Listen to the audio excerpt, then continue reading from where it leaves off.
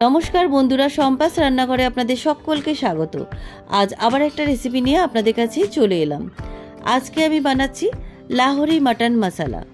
আমাদের রান্নাঘরে থাকা খুব সাধারণ উপকরণ দিয়ে কিভাবে লাহোরি মাটন মশলা বানাচ্ছি তার জন্য পুরো ভিডিওটা দেখার অনুরোধ রইল। রেসিপিটা ভালো লাগলে আমাকে কমেন্ট বক্সে কমেন্ট করে জানাবেন। ভালো লাগলে লাইক বাটনটা প্রেস করে দেবেন আর আপনাদের বন্ধুদের মধ্যে আমার ভিডিওটাকে শেয়ার করে দেবেন। আর আমার নতুন বন্ধুদের কাছে অনুরোধ, আমার চ্যানেলটাকে সাবস্ক্রাইব করে পাশে থাকবেন। আর আমার চ্যানেলে নতুন নতুন রেসিপি দেখার জন্য পাশে থাকা ছোট্ট বেল আইকনটাও প্রেস করে দেবেন। চলুন আর কথা না বাড়িয়ে কীভাবে আজকে লাহোরি মাটন মশলা বানাচ্ছি রেসিপিটা দেখে নেওয়া যাক। লাহোরি মাটন মশলা বানানোর জন্য আমি বাজার থেকে 750 গ্রাম চাপ আর রানের মাংস থেকে মিডিয়াম সাইজ করে কাটিয়ে নিয়ে এসেছি। এবার এই মাংসগুলোকে ভালো করে ধুয়ে নিয়ে আসছি। মাংসগুলো খুব ভালো করে ধুয়ে নিয়ে চলে এসেছি, একদম পরিষ্কার করে ধুয়ে নিয়েছি। এবার রান্নার প্রস্তুতি নেওয়া যাক। প্রথমে আমি 4টে মিডিয়াম সাইজের টমেটোকে সেদ্ধ করে নেব। টমেটোগুলোকে আমি একটু ছুরি দিয়ে চিড়ে দিচ্ছি। এভাবে চিড়ে দিলে পরে টমেটোগুলো সেদ্ধ করার পর টমেটোর খোসাগুলো অনায়াসে ছাড়ানো যাবে।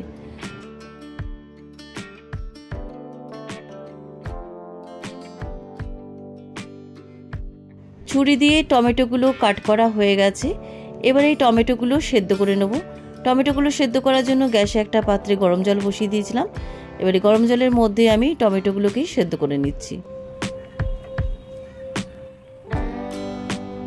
টমেটোগুলো সেদ্ধ হয়ে গেছে।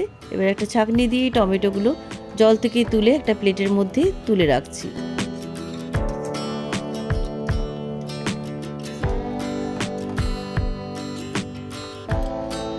টমেটোগুলো পুরোপুরি ঠান্ডা হওয়ার পর আমি টমেটোর খোসাগুলো ছাড়িয়ে নেব। টমেটোগুলো ঠান্ডা হয়ে গেছে। এবার আমি খোসাগুলো ছাড়িয়ে নিচ্ছি। দেখুন, টমেটোর উপরে ছুরি দিয়ে চিড়ে দিয়েছিলাম বলে টমেটোর খোসাগুলো কত সহজে ছাড়ানো যাচ্ছে।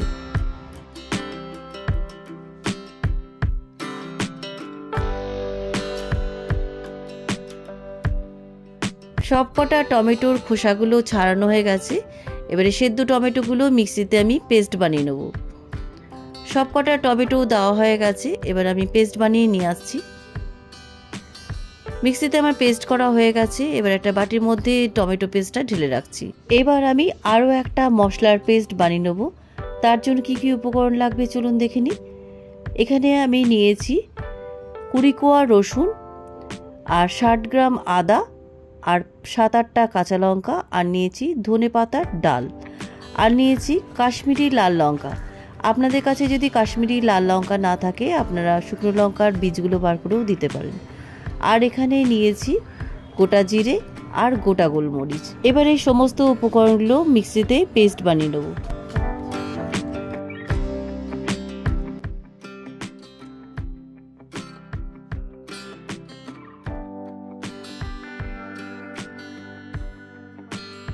সমস্ত উপকরণগুলো মিক্সির জারের মধ্যে দেওয়া হয়ে গেছে। এবার এর মধ্যে অল্প একটু জল দিয়ে মিহি পেস্ট বানিয়ে আনছি।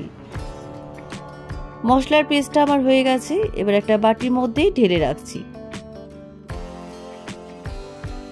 মশলার পেস্টটা আমার বাটিতে ঢালা হয়ে গেছে। মশলার পেস্ট আর টমেটোর পেস্ট দুটোই রেডি। আর আমি 5টা বড় সাইজের পেঁয়াজকে পাতলা পাতলা করে কেটে রেখেছি। এবার আমি রান্নাটা শুরু করছি। রান্নাটা শুরু করার জন্য গ্যাসে আমি একটা লোহার কড়াই বসিয়ে দিলাম। আপনারা লোহার কড়াই পরিবর্তে যে কোনো কড়াই কিংবা হাঁড়িতেও রান্নাটা করতে পারেন। কড়াইটা গরম হয়ে গেছে। কড়াইয়ের মধ্যে দিয়ে দিচ্ছি 4 টেবিল স্পুন গাওয়া ঘি। এই রান্নাটা পুরোটা গাওয়া ঘি দিয়েই রান্না করতে হয়। আপনারা যদি গাওয়া ঘি দিতে অপছন্দ করেন আপনারা সাদা তেল দিয়েও রান্নাটা করতে পারেন, তবে টেস্টের কিছুটা তফাৎ হয়ে যাবে। এবার আমি এর মধ্যে কিছু গোটা গরম মশলা দিয়ে দিলাম, দারচিনির টুকরো, ছোটো এলাচ, লবঙ্গ আর 2টো তেজপাতা আর অল্প একটু জয়িত্রী ফুল দিয়ে দিলাম। গোটা গরম মশলাগুলো ঘিয়ের মধ্যে হালকা ভেজে নিচ্ছি। গোটা গরম মশলার সুন্দর গন্ধ বেরিয়ে এসছে। এবার আমি এর মধ্যে দিয়ে দিচ্ছি আগে থেকে পাতলা করে কেটে রাখা পেঁয়াজ কুচি। দিয়ে দিলাম পেঁয়াজ কুচি। পেঁয়াজ কুচিগুলো আমি ঘিয়ের মধ্যে লাল লাল করে ভেজে নিচ্ছি।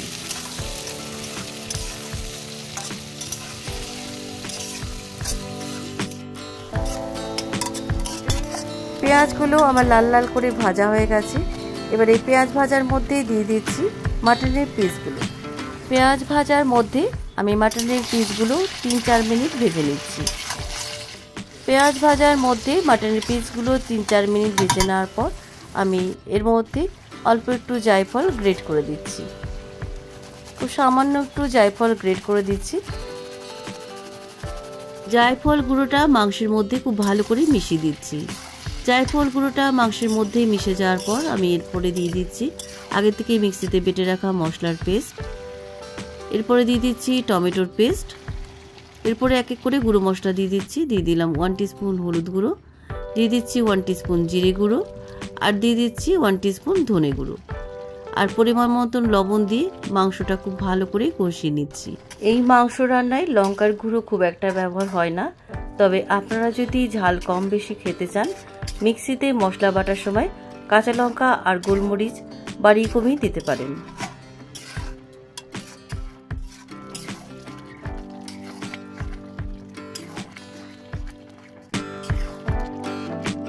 মশলাগুলো মাংসের মধ্যে কিছুক্ষণ কষিয়ে নেওয়ার পর আমি এর মধ্যে দিয়ে দিচ্ছি আগে থেকে ফেটিয়ে রাখা 3 টেবিল স্পুন টক দই।